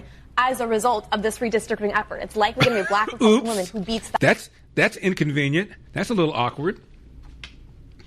Ever been in a bad relationship? The kind that just wears you down, you settle in, even though deep down this isn't how it's supposed to be. Well, that's what daily aches and pains can feel like. You stop expecting to feel good. You start thinking, well, maybe this is just life now, but it doesn't have to be. With Relief Factor, you can break up with pain, as Anthony did. He tells us, and I'm quoting him, "I was dealing with debilitating pain and fatigue. I've been taking Relief Factor for about 2 months, and now I'm back to running my business, fishing, gardening, doing the things that really matter to me." I've told you about my brother Kirk having difficulty going up and down the stairs in the morning until he followed my advice, began taking Relief Factor. After 7 days, he said, "Bro, this stuff is working." Relief Factor is 100% drug-free, targets the inflammation that causes pain so you can move better, feel better, and actually enjoy life again. ReliefFactor.com, ReliefFactor.com, 800-4-RELIEF, 800 the number 4 relief. Make me say I do. And baby, you got what it takes. 888-971-SAGE, 888-971-7243. I am Larry Elder. We are Salem News Channel coming to you from the Relief Factor studio. Don't forget your Relief Factor. 800-4-RELIEF, 800 the number 4 relief, or ReliefFactor.com, ReliefFactor.com. Why are you still paying a wireless company that does not share your values? That's why I launched Sage Wireless to fix that. Same nationwide network, plans from $25 to $60 a month. Keep your phone, keep your number, and a percentage of your bill feeds families through that wonderful charity, Food for the Poor, that does not take one dime from government. SageWireless.com. That's SageWireless.com. We're talking about this Justin Pierson, Tennessee state rep, who used to speak smooth, calm, articulate fashion. Now has discovered his inner hood rat. Same thing with Jasmine Crockett. Here's Jasmine Crockett, number 61.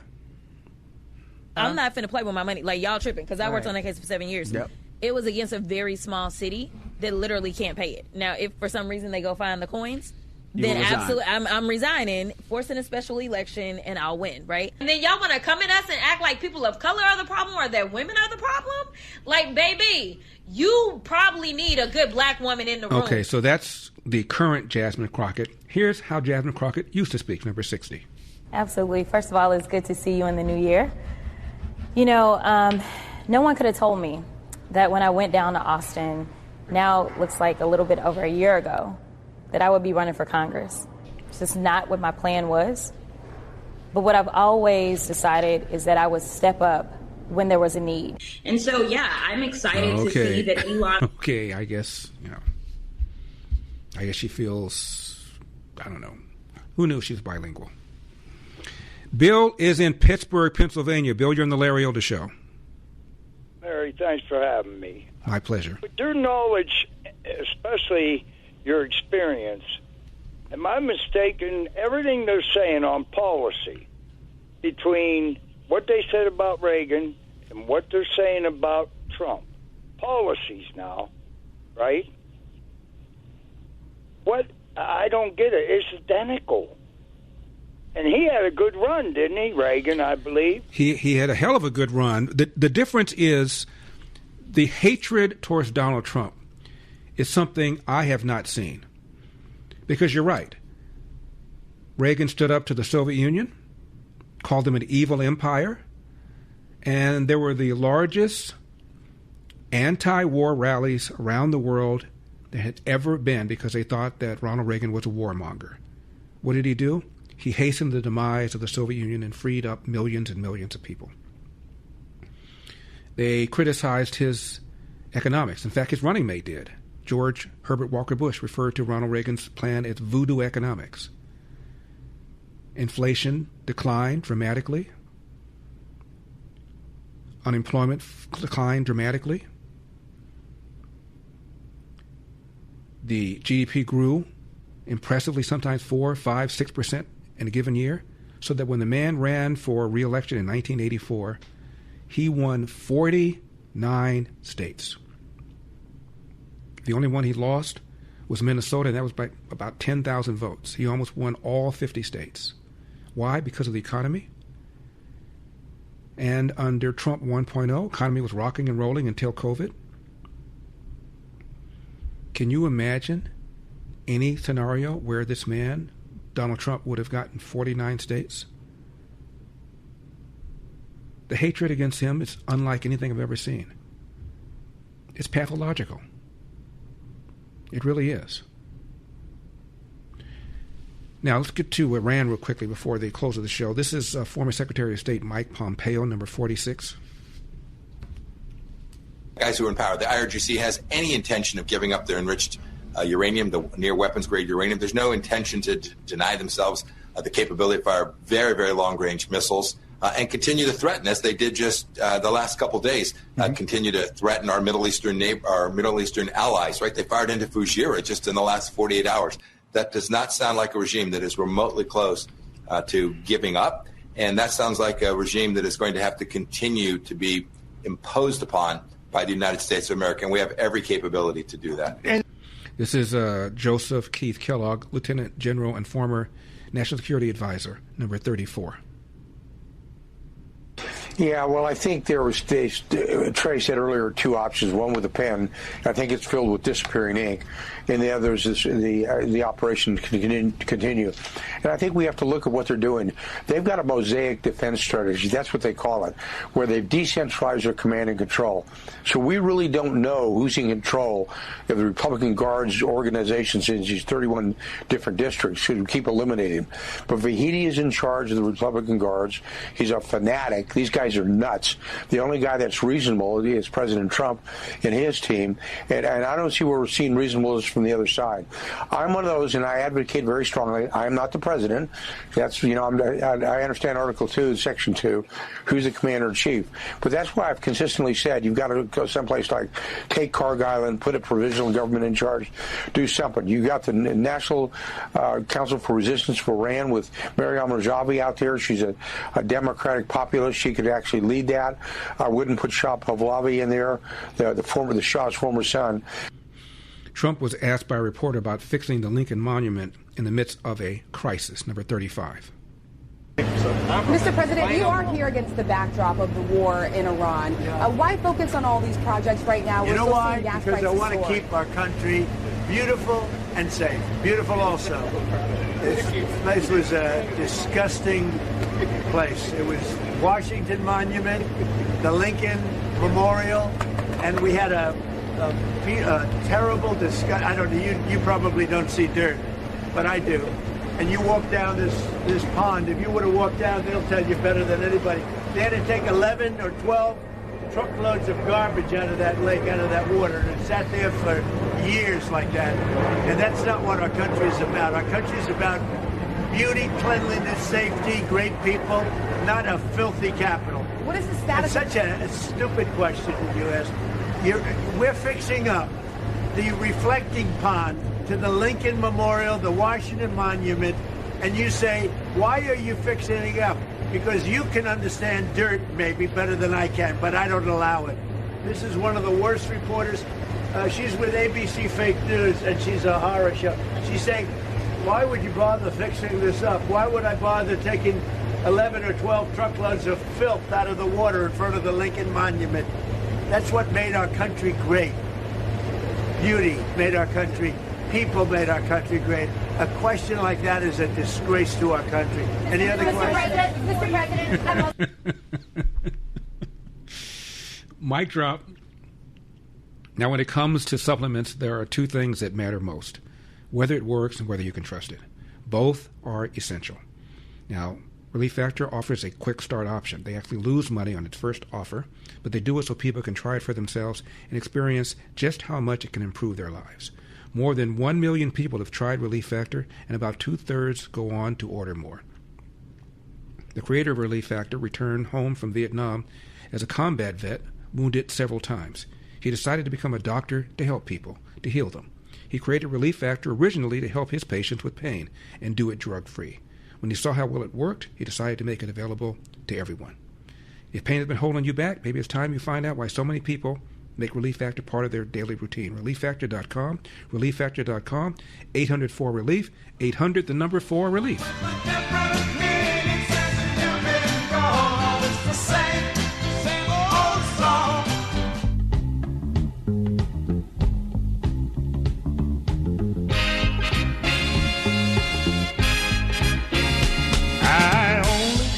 Triple 8-971 SAGE 888-971-7243. I am Larry Elder. We are a Salem News Channel. My buddy David just asked me a question. Larry, who's blacker, Kamala Harris, Jasmine Crockett, or Hillary Clinton? That's a toughie.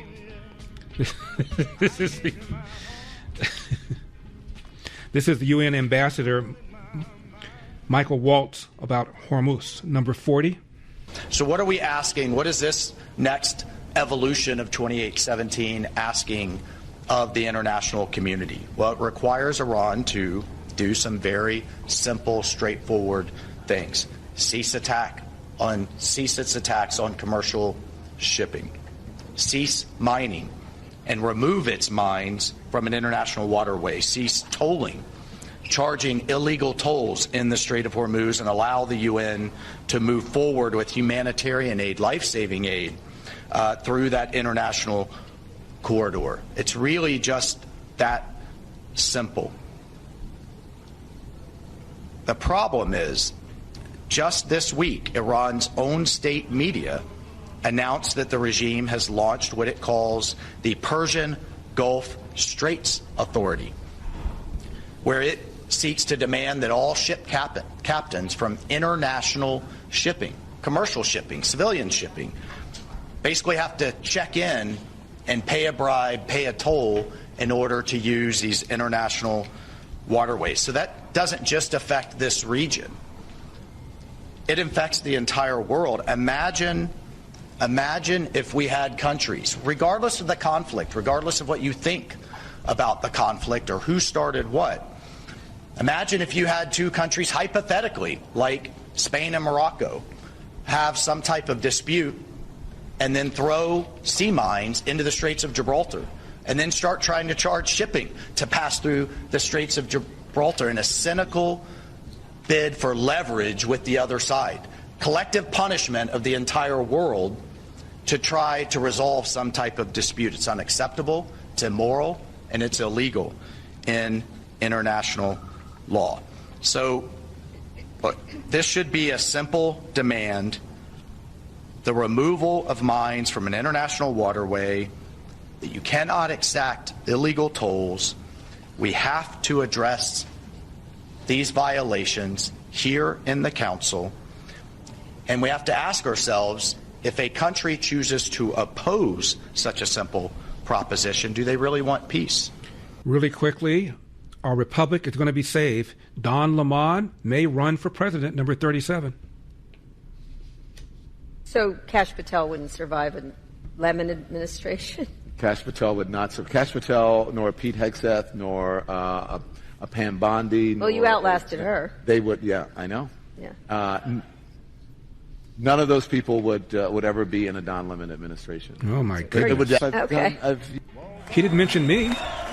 Have a great weekend, everybody. God bless. Yeah! The mic has been dropped all across America. That's enough. Put down the mic. The Larry Elder Show. Oh, let it breathe. Oh, make it the choking kind.